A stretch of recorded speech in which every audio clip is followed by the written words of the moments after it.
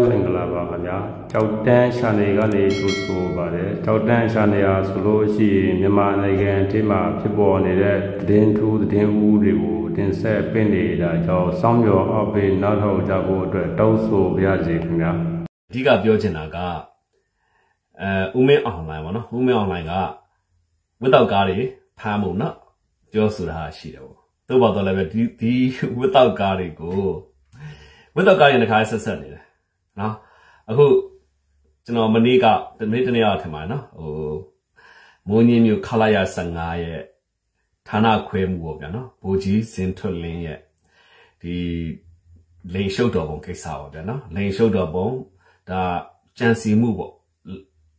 လိန်မိုင်းဆိုင်ရာနိုင်ကျင့်စော်ကားရယူမှုပေါ့ဗျာနော်အဲ့ဒါနဲ့ပတ်သက်ပြီးအဲ့မှာပဲခင်ဗျားတို့ရဲ့တိုင်းလောက်ကကြီးတို့ရှုပ်ထွေးတာပဲဗျာဒီလားတိုင်းလောက်ကကြီးတို့ရှုပ်ထွေးပါလေအဲ့တော့ဒါနဲ့ပတ်သက်ပြီးတော့ဝေဖန်မှုတွေကျွန်တော်ပုံမှာလည်းဝေဖန်မှုတွေပြင်းထန်ပါတယ်ကျွန်တော်ပြောပြီးသွားပြီပဲကျွန်တော်ဒီစကားတွေပြောနေရတာရှင်းနာနဲ့ပြောနေရတာပါကျွန်တော်ဒီတက်မတော်နဲ့ရက်တီလူပါအဲ့တော့တက်မတော်နဲ့ရက်တီရင်ပြောဆိုရင်းနဲ့ကျွန်တော်ခင်ဗျားတို့နဲ့တန်ရောစင်လည်းတော်တော်လေးလည်းရှိနေပါပြီအဲ့တော့တက်မတော်ထိကိုင်းမဲ့ကိစ္စမျိုးနစ်နာမဲ့ကိစ္စမျိုးဆိုလို့ရှိရင်ကျွန်တော်လုံးဝရှောင်ချင်ပါတယ်ဒါပေမဲ့ကျွန်တော်ရဲ့ policy မူဝါဒကအမှန်တရားဆိုရှင်ပြောရမှာဖြစ်တယ်လို့မတရားမှုမှန်သမျှကိုကျွန်တော်စန့်ကျင်တိုက်ခိုက်ရမှာကျွန်တော်ရဲ့ဗီဇပေါ့ဗျာနော်ကျွန်တော်ရဲ့မူဝါဒလို့ပြောဟောမှာပေါ့အဲ့တော့ကျွန်တော်မပြောချင်မနဲ့ပြောရတာပါအဲ့တော့နည်းနည်းလေးနားလည်ပြီပါနော်အဲ့ဒါတခုယုံပါဗျာလေအဲ့တော့အခုဖြစ်တဲ့ဖြစ်စဉ်မှာဒီဌာနခွဲဘိုးကြီးစင်ထွတ်လင်းကသူ့ရဲ့တပတ်စင်နဲ့ကျွန်တော်တို့တငယ်ချင်းလို့လည်းပြောလို့ရတာပေါ့ဗျာနော်တပတ်စင်နဲ့သူရဲ့ရာရှိပဲဒါသူတို့ဆိုနေရာဆိုရာတူပဲသူလည်းဘိုးကြီးဟိုကလည်းဘိုးကြီးပဲဗျာနော်တပတ်စင်နဲ့သူရဲ့မျိုးသမီးကိုညာခေါ်သွားတယ်လို့ကြားသိရတာပေါ့နော်ညာခေါ်သွားဆိုတာကဘသူ့ကိုခေါ်ခိုင်းလဲဆိုတော့ခေါ်ခိုင်းတာကတက်ကြက်ကြီးခင်မောင်ထွေးကနေပြီးတော့ဒီအမျိုးသမီးကိုပေါ့နော်ထမင်းဆိုင်သွားကြမယ်ထမင်းသွားစားကြမယ်ပေါ့ဗျာနော်ဆိုလို့ကျွန်တော်ထမင်းသွားစားမယ်ထမင်းဆိုင်ကောင်းလိုက်ပြပေးဆိုတဲ့ပုံစံမျိုးဖြစ်ပါလိမ့်မယ်ကျွန်တော်တို့ဒါသုံးသက်ကြည့်ရတော့ဆိုလို့ရှိရင်ပေါ့နော်အဲ့တော့ကမလေးကိုခေါ်သွားပါတယ်ခေါ်သွားတဲ့အခါမှာထမင်းဆိုင်မသွားဘဲနဲ့စားတော့ဆိုင်တောက်စားတဲ့ဘီယာဆိုင်ကိုခေါ်သွားပါတယ်ဘီယာဆိုင်ကိုခေါ်သွားပြီးတဲ့အခါမှာတော့ကမလေးနဲ့အတူတူတောက်စားပြီးတော့ပြန်လာတဲ့အခါမှာဂိမ်းနစ်ပေါ့ဂိမ်းနစ်ဆိုတော့ဒီကျွန်တော်တို့ခလာရ15ဂိမ်းနစ်ကနေဝင်တဲ့အခါမှာစစ်တပ်ဆိုတာဗျာအားလုံးကမိသားစုလိုနေတဲ့အဖွဲ့အစည်းတွေနော်ခါလည်းမျိုးလုံးတိုင်းမှာဘယ်လိုခေါ်မလဲနေရာတိုင်းမှာမျိုးလုံးတွေရှိသလိုနိုင်ငံတိုင်းမှာနားတွေရှိပါတယ်ပြန်လာတဲ့အခါမှာဂိမ်းနစ်ကနေဝင်တဲ့အခါမှာကောင်မလေးကိုနေရာပြန်မပို့မနဲ့အရာရှိရိတ်တာကိုတန်းမောင်းသွားပါတယ်အရာရှိရိတ်တာကိုတန်းမောင်းသွားပြီးတော့ကောင်မလေးကလည်းမူးနေတဲ့အခြေအနေမျိုးဖြစ်ပါလိမ့်မယ်အဲ့အချိန်မှာကာမ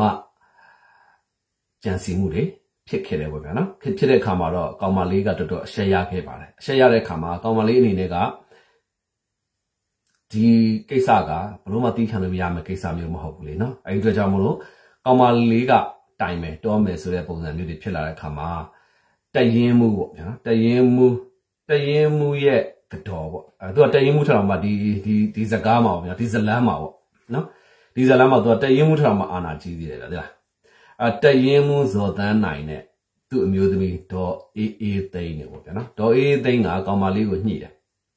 ဒီကိစ္စကမတိုင်နဲ့ပေါ့နော်မတိုင်လို့ရှိရင်ငွေ330နဲ့ညှိတဲ့အခါမှာတော့သူညှိမှာပဲသူရှုံမှာပဲပြဿနာပိုရှုပ်ပြီးတော့ဒီအမှုကိုဒီပြဿနာကိုကောင်မလေးရဲ့ယောက်ျားဘိုးကြီးကတိသွားတယ်ဘိုးကြီးကတိသွားဘိုးကြီးကလုံးဝဘသူသူမရအောင်ထိတာဓာကြီးပေါ့မရထိဓာကြီးပေါ့ဗျာနော်ဘိုးကြီးကတော်တော်အေးလို့ကြားသိရတယ်အဲ့တော့ဒီဘိုးကြီးကလုံးဝသီးမခံမဲနဲ့တိုင်ပါလို့ရောကျေးနန်းကအထက်ကိုရောက်သွားတယ်ကျေးနန်းကိုအထက်ရောက်သွားတဲ့အခါမှာတော့ဘလို့ဒုတိုင်မှုကဥရဖားရနဲ့ဆင်းလာတယ်ဆင်းလာပြီးတော့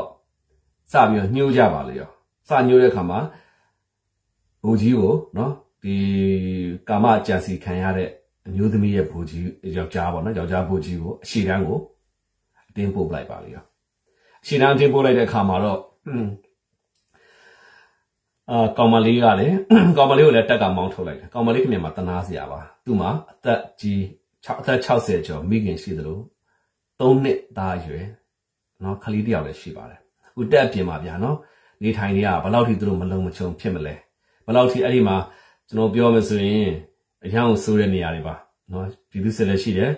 တက်လည်းရှိတယ်တကယ်တိုက်ပွဲတွေခင်ပြီးဖြစ်လာနိုင်တဲ့နေရာတွေပေါ့ဗျာနော်အဲ့တော့ဒီမျိုးဒီမင်းခင်ဗျာမှာအပြင်မှာနေနေတာတက်မှာရှိတဲ့သူတွေအားလုံးကလည်းသူနဲ့လုံးဝမဆက်သွယ်ရဆိုပြီးတော့ဒီတရင်မှုကတော့ပေါ့နော်တရင်မှုကတော့အေးသိန်းကချိန်ချောက်ထားတယ်လို့ကြားသိရတယ်နော်ဒါမျိုးကြားသိနေရတယ်အတော်အေးသိန်းကလည်းဒီကိစ္စကကျွန်တော်မနေ့ကပေါ့နော်ကျွန်တော်ပြောလိုက်တဲ့အခါမှာဒီသတင်းကတော်တော်လေးပြန့်နှံ့သွားတဲ့အခါမှာတော့တက်မှာချက်ချင်းလက်ငယ်ဒါပါခေါ်တယ်ဒါပါဆိုတော့ meeting ခေါ်တော့ဗျာနော် meeting ခေါ်ပြီးတော့သူတို့သတင်းကတော့အထက်ကိုကျွန်တော်တို့ဒီ online ပေါ်မှာလည်းပြန့်နှံ့နေပြီဘယ်လောက်ပဲပြန့်နှံ့ပေါ့ဗျာလုံးဝဂိမ်းမဆိုင်ပါဘူးတဲ့ဒီကိစ္စမှာဒီကျူးလွန်သူပေါ့နော်ဗိုလ်ကြီးစင်ထွတ်လင်းကမဝင်ခံတရွေ့ဘာမှလုပ်လို့မရဘူးတဲ့မဝင်ခံအောင်လည်းပြောထားပြီးသားဆိုတဲ့ပုံစံမျိုးတွေအထိပြောတဲ့အခါမှာတော့ဥပဒေနဲ့တရားဥပဒေနဲ့ကျွန်တော်တက်မလို့စိန်ခေါ်လိုက်တာပဲဗျာနော်စိန်ခေါ်လိုက်တဲ့အခါမှာဒါကျွန်တော်ဒီပေါ့နော်ဒီတရင်မှုလင်များလည်းပြောချင်တယ်ကျွန်တော်ဒီကိစ္စခင်ဗျားတို့မြန်မာပြည်တက်မှာနော်ကျွန်တော်တော်တော်များများသိပါတယ်အထူးသဖြင့်ခင်ဗျားတို့မိုးငင်းကြောင်းလည်းသိပါတယ်နော်ကျွန်တော်နဲ့မဆိုင်တဲ့ကိစ္စကိုကျွန်တော်ဝင်ပြောလို့မရှိဘူးပြောလို့ပြောဝင်လည်းမပေါ့တော့ပါတော့လည်းမတရားခံရတဲ့ကိစ္စမျိုးတစ်ခုတော့ကျွန်တော်အနေနဲ့ပြောပေမဲ့ကျန်တာတွေကိုကျွန်တော်ထုတ်ဖော်မပြောချင်ဘူးအဲ့တော့တစ်ဖက်သားအရန်နိုင်ကျင်လာလို့ရှိရင်တော့လေကျွန်တော်တို့ကရက်တည်မှုကြီးမားမားနဲ့ကျွန်တော်တို့ရက်တည်ရမှာပေါ့ဗျာနော်ကျွန်တော်တို့တခြားရွေးချယ်စရာမရှိတော့ပဲအဲ့တော့ဒီအမျိုးသမီးလေးရဲ့အဖြစ်ကခံလဲခံရသေးတဲ့အမျိုးသားကိုလည်းအခုရှီတန်းကိုလည်းပို့ထားသေးတယ်ဟဟလားအမျိုးသမီးလေးခင်ဗျာပါသူတက်ကလူတွေကလည်းဘယ်သူမှသွားပြီးမပတ်သက်နဲ့တက်ကနေပြီးတော့မောင်းထုတ်တဲ့အခါမှာလဲသူများတွေကူညီချင်တာတော့မှပဲနော်တက်ကမိသားစုတိုင်းဝိုင်းအနေနဲ့ကူညီချင်တာမှဘယ်သူမှအကူညီပေးလို့မရဲတဲ့အခြေအနေမျိုးထိတရင်မှုကြော်ရဲ့ဩဇာအာဏာကကြီးလွန်းပါတယ်နော်အားလုံးကရှောင်ကျင်တဲ့အခြေအနေကိုရောက်လာတယ်အဲ့တော့သူတို့မှတခြားရွေးချယ်စရာမရှိတော့ဘူးအဲ့တော့ဒီချင်းရမှာတရားရေးရင်ဆိုင်သူနော်တရားစွဲသူဘိုလ်ကြီးပေါ့နော်သူ့နာမည်တော့ကျွန်တော်မပြောချင်ပါဘူးအဘိုလ်ကြီးကဒီဒုတိုင်းမှုရဲ့ကျိန်းမောင်းမှုကိုလည်းခံရပါတယ်ဒုတိုင်းမှုရဲ့ကျိန်းမောင်းမှုခံရတဲ့အပြင်ကိုနောက်ထပ်ဘသူရဲ့ကျိန်းမောင်းမှုနဲ့တက်ဆွဲမှုပေါ့အမြောက်တက်ရဲ့တက်ဆွဲမှုကလည်းသူ့ကိုခေါ်တွေ့တယ် G1 အဆင့်မှာရုံထဲမှာရှိပါတယ်ရုံထဲမှာရှိတဲ့အခါမှာခေါ်တွေ့တဲ့အခါမှာဘယ်လိုထိပြောလဲဆိုတော့စစ်တပ်မှာကိုမှန်တယ်ကိုမှန်တိုင်းကောင်းမှနေလို့မရဘူးတဲ့စစ်တပ်ဆိုတာဘာမှတ်နေလဲနော်65နဲ့အရေးယူပြစ်မယ်ဆိုတဲ့ပုံစံမျိုးထိချိန်ချောက်တယ်အဲ့တော့ခတ်တာကသူတို့ကဘာနဲ့လားတဲ့ပြောဆိုတော့ပြည်စာမကိုဒီလိုမျိုးပေါ့နော်ဒီလိုမျိုးစကားလုံးတော့မပြောချင်ပါဘူးဘာနဲ့ချိန်ချောက်တယ်အဲ့ပုံစံမျိုးစစ်သားကိုတနက်နဲ့သွားချိန်ချောက်လို့ကတော့ဘယ်သူကလဲနော်စကားပုံတော့ပေါက်ကြရဖြစ်ကုန်နော်ဟုတ်ပြီစစ်နော်တေးရဲတိုက်ရဲခိုက်ရဲလို့စစ်ထဲဝင်လာတဲ့စစ်သားတယောက်ကိုထောင်လောက်နဲ့သွားမချိန်ချောက်နဲ့လေတရားစွဲမှုလောက်နဲ့သွားမချိန်ချောက်လိုက်အဲ့တော့ဟိုမျိုးသားကလည်းဘူကြီးကလည်းဘဲခံလိမ့်မယ်တရားစွဲတာပေါ့တရားစွဲတဲ့အခါမှာတော့စုံခုံထိုင်ရပါပြီနော်စုံခုံထိုင်တဲ့အခါမှာနော်ဘူကြီးစင်ထွတ်လင်းကတော့အခုစုံခုံမှာထိုင်နေပြီအမျိုးသမီးကိုလည်းစစ်ပါတယ်နော်အမျိုးသားပြောအခုတရားစွဲတဲ့ဘူကြီးကတော့ဘယ်လိုခေါ်မလဲရှေ့တန်းပုတ်ခန္ဓာအတင်းကျပ်ပုတ်ခန္ဓာလာပါနော်ရှေ့တန်းပုတ်ခန္ဓာရှေ့တန်းနေလာပြန်ပြီးတော့အမှုတော်မှရင်ဆိုင်လို့မရဘူးအဝေးရောက်ဘယ်လိုခေါ်မလဲဆိုရှင်ကျွန်တော်တို့ရှင်းလင်းချက်ပေါ့အဝေးရောက်ဟိုဆွဲဆိုချက်ပုံစံမျိုးနဲ့ပဲစုံခုံမှာဖြစ်နေတယ်ပေါ့ဗျာအဲ့တော့ဒီကိစ္စမှာဦးမင်း online ပါပြဿနာပါတယ်နော်ဦးမင်း online လို့ပါပြဿနာရှိရခဏစားကျွန်တော်သေချာပြောအဲ့တော့ဒီစုံခုံရဲ့ပေါ့နော်စုံခုံမှာအခုဘသူကတာဝန်ယူထားလဲဆိုလို့ရှိရင်တော့ဘယ်ခေါ်မလဲဥက္ကဋ္ဌက208ရက်အမှတ်208ရက်နော်ဘယ်လိုခေါ်မလဲဆိုတရင်မှုအမြောက်တက်ရဲ့တရင်မှုကသူကစုံခုံဥက္ကဋ္ဌဗျဦးဝင်းနိုင်ပေါ့နော်ဒုတိယဗိုလ်မှူးကြီးဦးဝင်းနိုင်ကစုံခုံဥက္ကဋ္ဌဖြစ်တယ်သူကနေပြီးတော့ဟုတ်ပြီငါတို့စုံခုံမှာဘယ်လိုခေါ်မလဲဆိုအချက်လက်တွေယူမယ်အမျိုးသမီးငယ်စီကအချက်လက်ကိုယူတယ်နော်ပြီးတော့လို့ရှိရင်ကျွန်တော်တို့မျက်မြင်သက်သေတွေစီကအချက်လက်ကိုယူတယ်ဟုတ်လားပြီးတော့ အရာရှိစီကအချက်လက်ယူမယ်ဆိုတဲ့ခါကျတော့အရာရှိကရှေ့တန်းမှာအလုပ်များနေတယ်တဲ့အရာရှိလာလို့မရဘူးဆိုတဲ့ပုံစံမျိုးနဲ့ရှေ့တန်းမှာဘယ်လိုခေါ်မလဲဆိုလို့ရှိရင်ဘူကြီးကိုလုံးဝရှေ့တန်းနဲ့နောက်ကိုလုံးဝပြန်သူတို့ဆိုလိုချင်တာသူတို့ဟာသူတို့ဆွဲမယ်သူတို့ဟာသူတို့စုမယ်သူတို့ဟာသူတို့ပြောမယ်သူတို့ဟာသူတို့စီရင်ချက်ချမယ်ဆိုတဲ့ပုံစံမျိုးဖြစ်နေတာအဲ့တော့တော်တော်လေးအခြေအနေတွေစိုးနေတယ်ပေါ့ဗျာနော်အဲ့တော့ဘယ်လောက်ထိဒီကိစ္စကဆက်သွားမလဲတက်တေတွေယူတဲ့ခါမှာလဲတက်တေက2ယောက်ရတယ်ဗျာတက်တေသူတို့ပြန်လာတဲ့ခိတ်ကဆွမ်းပြေသွားပြီပဲနေရာတိုင်းမှာနားတွေရှိသလိုနေရာတိုင်းမှာမျက်လုံးတွေရှိပါတယ်စစ်တပ်မှာအဲ့တော့ဂိတ်ကနေဝင်လာတဲ့ခါမှာအဆောင်2ယောက်ပေါ့နော်ဂိတ်ဆောင်2ယောက်ကတွေ့တယ်ဂိတ်ဆောင်2ယောက်ကတွေ့တဲ့ခါမှာတက်တေအဖြစ်နဲ့အဲ့ဂိတ်ဆောင်2ယောက်ကိုခေါ်တဲ့ခါမှာ2ယောက်စလုံးမရဘူးတယောက်ကတော့အရှိတန်းကိုအတင်းပို့လိုက်တယ်နောက်တစ်ယောက်ကတော့ဒီအမျိုးသမီးဘက်ကနေပြီးတော့မတရားလို့ရက်တီမိတဲ့အတွက်ကြောင့်မလို့အခုအဲ့တယောက်ကထွက်ပြေးသွားတဲ့သူရဲ့နာမည်ကိုကျွန်တော်ပြောရမယ်ဆိုလို့ရှိရင်တော့နော်တက်သားမျိုးထက်ကတော့အခုရှေ့တန်းရောက်သွားပြီရှေ့တန်းပို့လိုက်တယ်ကိစ္စဘွားကနေပြီးရှေ့တန်းရောက်သွားနော်အဲ့တော့တက်သားရွှေအောင်ကတော့ပြေးပြီဘာကြောင့်လဲဆိုတော့ဒီအမျိုးသမီးဘက်ကရက်တီမိလို့လေနော်အဲ့တော့ဟာလုတ်ချင်တယ်လို့လုတ်နေတာပဲဗျာနော်တော်တော်လေးအံ့ဩတယ်ကျွန်တော်ရေနံနာနဲ့ပြောရအောင်နော်ကျွန်တော်ဒါတစ်ဖက်လည်းတက်မလို့သားပဲတစ်ဖက်ကလည်းတက်မလို့သားပဲတစ်ဖက်ကလည်းတက်မလို့ကြီးပဲဒီလိုကိစ္စမျိုးကိုကျွန်တော်အနေနဲ့ပြပြလေးနဲ့ပြီးစီခြင်းပဲမဲ့အခုကပြလေးနဲ့ဘလို့မှပြီးလို့မရတဲ့ပုံစံမျိုးတွေဖြစ်သွားတယ်အဲ့တော့ဘာကြောင့်မို့လို့နော်ဒီဌာနဝင်မှုဘိုလ်ကြီးစင်ထွတ်လင်းကိုဒီလောက်ထိကာကွယ်နေရတာလဲဆိုတာကိုကျွန်တော်တို့ဆက်ပြီးတော့လေ့လာကြည့်တဲ့အခါမှာဘိုလ်ကြီးစင်ထွတ်လင်းရဲ့အမျိုးသမီးနော်အမျိုးသမီးဒေါ်လှိုင်မှုတက်ကဘယ်လိုခေါ်မလဲစတော့ကျွန်တော်ပြောသလိုဒုတိယဗိုလ်ချုပ်ကြီးနော်တန်းလှိုင်ရဲ့သမီးဖြစ်နေပါဒါနဲ့ပတ်သက်ပြီးငင်းခုံတာဟာဒုတိယဗိုလ်ချုပ်ကြီးတန်းလှိုင်မှာတမတ်လုံးဝမရှိပါဘူးဆိုတော့ငင်းခုံမှုတွေကျွန်တော်တွေ့ရပါတယ်နော်ကြားသိရတယ်ကြားသိတဲ့ခါမှာအဲ့တော့ကျွန်တော်အနေနဲ့ကလည်းပို့ပြီးတော့တီးကြဖို့ညောင်မြစ်တွေရှောက်တူးရတော့ဗျာနော်ညောင်မြစ်တွေရှောက်တူးတဲ့ခါမှာပေါက်တွေပေါ်သွားတယ်ပေါ်ကျွန်တော်တော်တောင်းရင်ရှိပါတယ်အန်ဒီလည်းကြီးပါတယ်ကျွန်တော်အတွက်ကနော်ကျွန်တော်လေးကြောက်လာဖမ်းသွားပြီလို့မလားဒါလည်းနံပါတ်1ချက်စဉ်းစားစရာဖြစ်တယ်ကျွန်တော်နောက်တစ်ခုကတော့ကျွန်တော်ဖမ်းတာစီးတာကိုကျွန်တော်အဲ့လောက်ထိရင်မခုံပါဘူးကျွန်တော်ဖမ်းလို့ရပါတယ်ဖမ်းစီးလို့ရပါတယ်တော့တော့လည်းကျွန်တော်ဘာကိုရင်ခုံလဲဆိုလို့ရှိရင်တက်မတော်သားတွေနော်ကျွန်တော်ပုံမှာအမြင်ဆောင်ကုန်မှာတက်မတော်အပိထောက်ခံသူတွေအမြင်ဆောင်ကုန်မှာနော်ဒါကိုတော့ကျွန်တော်ရအောင်ဆိုရင်ပါတယ်တော့တော့လည်းပဲကျွန်တော်ဘာကြောင့်မို့ပြောရတယ်ဆိုတာအမှန်တရားကိုချင်းမြန်လို့သူတိုင်းသိမှာပါနော်အဲ့တော့ဦးတန်းလှိုင်ရဲ့သမီးမှာယောက်ျားမရှိပါဘူးဆိုပြီးတော့ကြားသိရတဲ့အခါမှာကျွန်တော်အနေနဲ့ဆက်လက်ပြီးစုံစမ်းတဲ့အခါမှာဦးတန်းလှိုင်မှာတမတ်ရှိသလားမရှိသလားဆိုတော့တေချာစဉ်းစားကြည့်ကဒီအမျိုးသမီးကဦးတန်းလှိုင်ရဲ့တူမအရင်ဒါပေမဲ့မွေးစားထားလိုက်တဲ့ပုံစံမျိုးဖြစ်သွားတဲ့အခါကျတော့သမီးပေါ့သမီးပုံစံမျိုးသမီးရင်းလိုမျိုးမွေးစားလိုက်တာထပ်ပြီးပေါ်လာဒီမျိုးကြီးကိုမွေးစားထားလိုက်တယ်မွေးစားထားတဲ့အခါမှာတူမကသမီးဖြစ်သွားတယ်အဲ့တော့သူကိုယ်တိုင်ကလည်းငါအဖေကဦးတန်းလိုင်းဆိုတဲ့ခါကျတော့ဘယ်သူမှမထိရဲမပြုတ်ရဲမပြောရဲပုံစံမျိုးတွေဖြစ်လာအဲ့ဒီအချိန်မှာဝတ်တောက်ကားပြဿနာစပါပြီဦးမင်းအွန်လိုင်းကတော့ဝတ်တောက်ကားတွေဖမ်းပါတဲ့ဒါပေမဲ့ခင်ဗျားဝတ်တောက်ကားတွေကိုနော်ခင်ဗျားဖမ်းပါဆိုတဲ့ဦးမင်းအွန်လိုင်းနော်အဖရေလို့ပြောမှာပါနော်အဖကတော့ဖမ်းခိုင်းတာပဲအဲ့ဒီဖမ်းခိုင်းတဲ့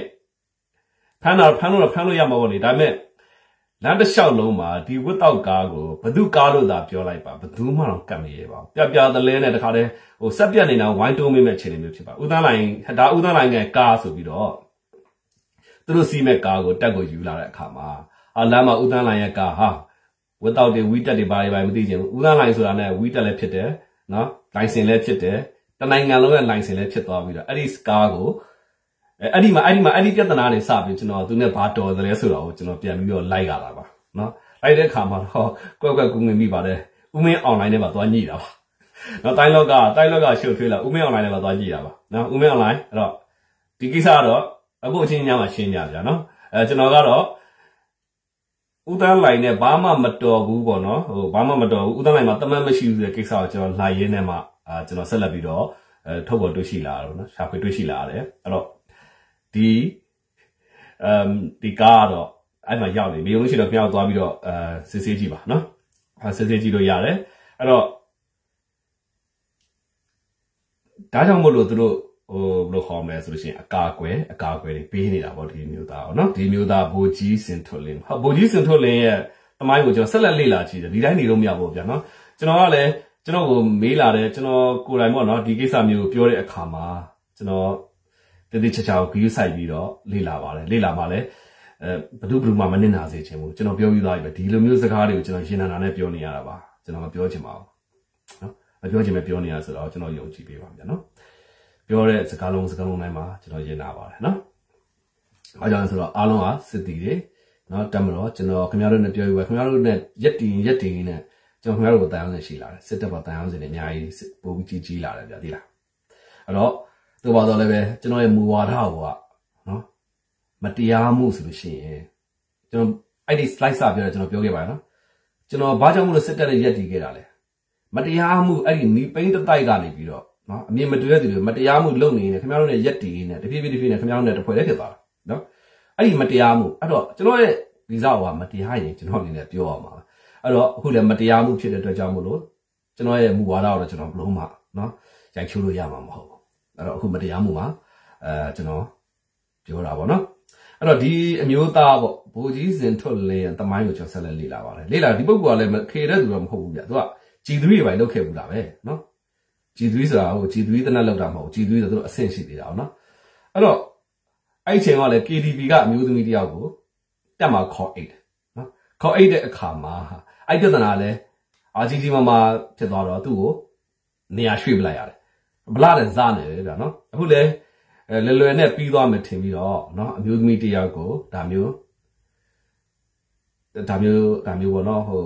လိမ်မိုင်းဆိုင်ရာအကျန်းဖတ်ရယူလိုက်တယ်ပေါ့နော်လိမ်ညာပြီးရယူတာလားအကျန်းဖတ်ပြီးရယူတာလားဒါမှမဟုတ်ရှိရင်လှည့်စားပြီးရယူတာအရက်မူအောင်တိုက်ပြီးတော့ဆိုတဲ့ခါကြတော့လေနော်အဲ့တော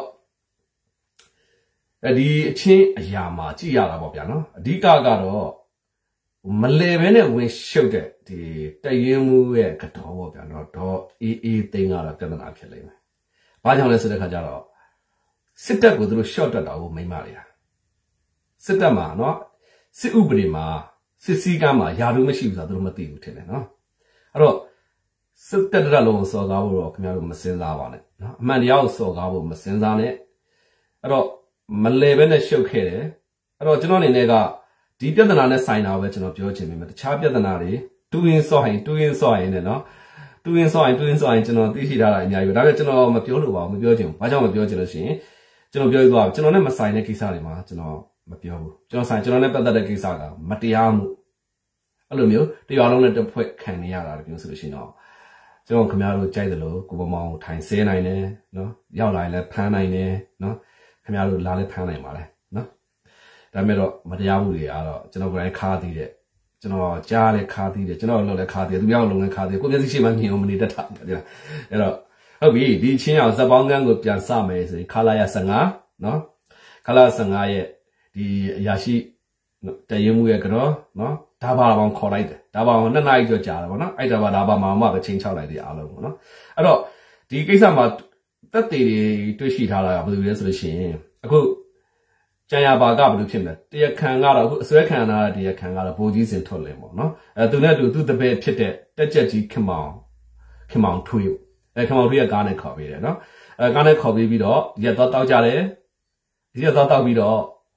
ပြန်လာတဲ့ခါမှာဂိမ်းနစ်ကနေဖြတ်လာတဲ့ခါမှာတပ်သား2ယောက်ကတွေ့တဲ့2ယောက်ကလည်းမျက်မြင်သက်သေစုံခုံမှာထွက်ဆိုရမယ်ဆိုတော့ခြေတန်းကိုတယောက်ကိုပို့လိုက်တယ်နောက်တစ်ယောက်ကတက်ကထွက်ပြေးသွားရပြီသူတို့2ယောက်ရဲ့နာမည်တွေကနော်သူတို့2ယောက်ရဲ့နာမည်တွေကဆိုတော့ကျွန်တော်ပြောသလိုတပ်သားရွှေအောင်ပြေးပြီနော်တပ်သားမြို့ထက်ခြေတန်းရောက်သွားတယ်ဘူကြီးကလည်းခြေတန်းကိုရောက်သွားပြီအဲ့တော့ထပ်ပြီးကြားသိနေရတာကတော့လေအရာရှိတွေကရှေ့တန်းမှာအခုတောင်းညံ့နေမဲနေရလို့ပြောတယ်မဲနေဆိုတာမျိုးကစစ်တီတွေကိုဘာကြောင့်မဲလဲတော့မသိဘူးဆက်ဆက်မှုရှိလားမရှိလားတော့မသိဘူးဒီပေါ့တရားစွဲဆိုတော့ဘူကြီးရှိတဲ့ရှေ့တန်းမှာမဲနေတော့ကြားတယ်မဲနေဆိုတာဖိအားတွေပေးနေတယ်ပေါ့ဗျာအဲ့ပုံစံမျိုးတွေဖြစ်နေတယ်အဲ့တော့ဒီကိစ္စကိုဝတ်တော့ကားကိစ္စနဲ့ပတ်သက်ပြီးတော့မှဦးတန်းလိုင်းနဲ့ဘာတော်တယ်လဲဆိုတော့ကျွန်တော်တို့ကဆက်လက်ပြီးစုံစမ်းရရှိတာပါဦးသန်းလိုင်းနဲ့ဘာတော်လဲဆိုဦးသန်းလိုင်းနဲ့ဦးမဲအောင်လိုင်းနဲ့ကဘယ်လိုသွားညှိလဲဆိုတာသွားကြည့်ရသွားမြင်တာဟုတ်နော်အဲ့ဝတ်တော့ကားကိစ္စနဲ့ကြတော့သူတို့နှစ်ယောက်ကတတွဲတည်းဖြစ်သွားတာဗောနော်တတွဲတည်းဖြစ်သွားတယ်အဲ့တော့သူ့ရဲ့ တူမအရင်လည်းဖြစ်နော်သူသမီးအဖြစ်မွေးစားထားတယ်သူသမီးပါဆိုပြီးတော့တက်မှာပြောနေဆိုကြရတယ်လေရှိရတဲ့ကြောင့်မလို့ဦးတန်းလှိုင်ကတော့ဘာမှဟုတ်သည်ရှိမဟုတ်သည်ရှိနော်သမီးမိုက်လေးပဲမွေးစားမိသလားဒါမှမဟုတ်လို့ရှိရင်လည်းအာကူရမယ်သမီးလေးပဲမွေးစားမိလားမသိဘူးအဲပုံစံလေးတွေဖြစ်နေတယ်အဲ့တော့အခုလောလောဆယ်ဒီပေါ့ဘူကြီးရဲ့မျိုးသမီးဟာတက်ပြင်မှာကြောက်ရွံ့မှုများစွာနဲ့နေထိုင်နေရတယ်ပြီးတော့ဘယ်လိုခေါ်မလဲဆိုရှင်တရင်မှုကတော့ကိုယ်တိုင်ကတက်ထဲမှာအခုဒီဘူကြီးနေရာမှာပေါ့ဘူကြီးရဲ့စုံလုံးထိုင်တဲ့အခါကျသူ့နေရာမှာရာရှိအစားထိုးထားတာရှိတယ်မပတ်သက်ဖို့เนาะဒီမျိုးသမီးကိုဝိုင်းကျင်ဖို့ဝိုင်းဖယ်ကျင်ဖို့ဆိုတဲ့အထိလောက်ထားတာရှိတယ်တခြားပေါ့เนาะဂိမ်းနေရှိကဂိမ်းမှာဘယ်လိုကောက်တယ်เนาะနေခဏခဏစကားတစ်ခါလေးပြောလိုက်မယ်ဆန္ဒ2ယောက်ထွက်ပြီးတော့အဲ့ဒါစင်းရင်တေချာတင်အောင်เนาะဘာလို့ဆိုရှင်ဒီထက်ပိုတဲ့ဟာတွေထပ်လာမယ်နော်လို့ဆိုရှင်အဲ့ဒီတယောက်ထွက်ပြေးသွားပြီအဲ့စီကတက်ပြေးဖြစ်ကြောင်းကိုတင်ပါလို့ဆိုရှင်အဲ့ဒီတယောက်ကနေကျွန်တော်ဆက်လက်တူးဆွားပါလိုက်မယ်တူးဆွားလို့ထပ်ပေါ်လာရင်မပြောချင်ဘူးနော်ကျွန်တော်တို့နိုင်ငံရဲ့စစ်ရေးတဲ့အရေးကြီးတဲ့ကိစ္စတွေပဲပြောချင်တယ်ဘလို့ဖြစ်လို့ဒါတွေကျွန်တော်စီရောက်လာတယ်နော်ကျွန်တော်တို့အရေးကြီးတာတက်မတော်သားတွေတိုက်ပွဲဖြစ်နေတယ်အမှန်တိုင်းသိစေချင်တယ်တက်မတော်သားတွေဘယ်လိုခေါ်မလဲဆိုလို့ရှိရင်စစ်ရေးမှာအခက်အခဲတွေပြည်လည်စေချင်တယ်နော်ရန်သူကိုအနိုင်ရစေချင်တယ်